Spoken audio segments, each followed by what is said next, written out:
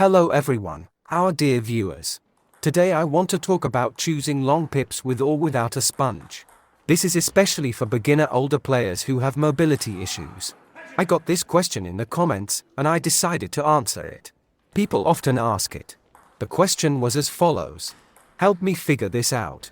I'm a beginner player of an older age with mobility issues. I've been advised to play with long pimples without a sponge for better control. But when I use my coach's racket, it has long pimples with a sponge, and it feels more comfortable to play with. What do you think? Should I continue training without the sponge? Let's look at this situation. The recommendation to play with long pips without a sponge is not something individual, but more of a general recommendation. It's like, players of this age and with these issues usually play this way. What does this give? More precisely, what does it give exactly you? It's the same as if they told you that most people wear size 44 shoes. But would you choose size 44 shoes if you have a different foot size? Of course not. You choose shoes that fit you.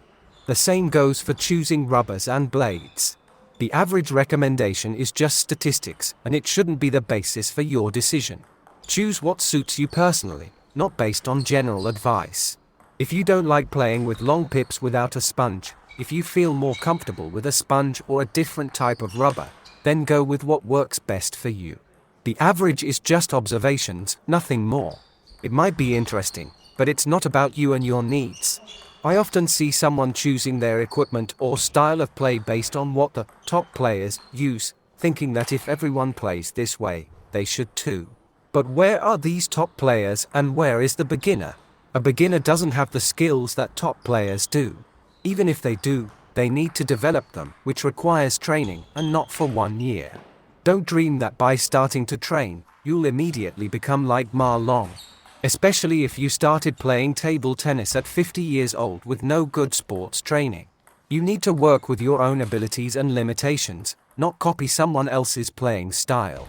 My opinion, you should not rely on average statistics. They might be interesting, but they may not suit a specific person. It's important to focus on your own needs and requirements. Choose what is comfortable for you and what suits you.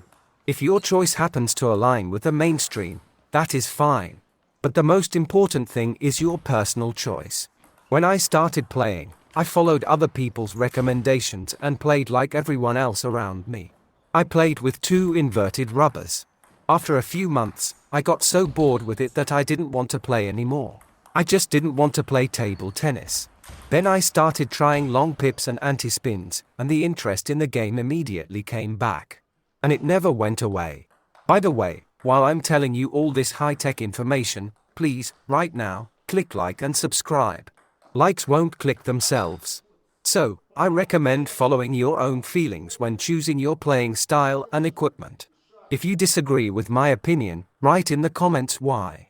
As for the choice of rubbers for an older player with limited mobility, if possible, it's worth getting a competent coach. I emphasize that there are different types of coaches. A good coach is someone who can take your individual needs and characteristics into account and help choose the most suitable style of play and equipment based on your abilities. Not all coaches can do it. Some only teach technique and how to play tennis without considering the player's individual traits. But it's important for you that the coach helps you pick the right equipment and playing style that will be effective specifically for you, not effective on average for most players. But if you don't have the opportunity to hire such a coach, then try different things yourself. It's an interesting process. Within your abilities, try different rubbers. Either buy them or borrow from your colleagues. If you're interested in long pips, they can be very different. And I really recommend trying several of them. 2 to 3 pips with sponge and 2 to 3 pips without sponge. The thing is, even 3 different types of long pips without a sponge can have quite different characteristics. And in the process of playing with them, you can discover that some pips feel better for you. Others are less comfortable but more effective in your hands than the first ones. And the third pips suit you the best in terms of speed. You find them easiest to hit the table with. And the fourth pips are especially good for blocking topspins. They have high control on blocks, making it especially difficult for your opponents. You'll spend 2 to 3 weeks curiously testing them and be surprised by this variety. New ideas will emerge that you wouldn't have come up with just by talking to colleagues or reading the internet. You'll play and understand things that can only be understood through practice. You'll play with pips without sponge, play with long pips with sponge, and try different movements you've seen from other players with pips. You'll try any movements that come to your mind. After this, you may come to a completely different idea and solution than you had before testing. I'm not joking. You might end up deciding the complete opposite of what you initially thought, or just something different. You may decide to play in a way that originally seemed uncomfortable or wrong to you.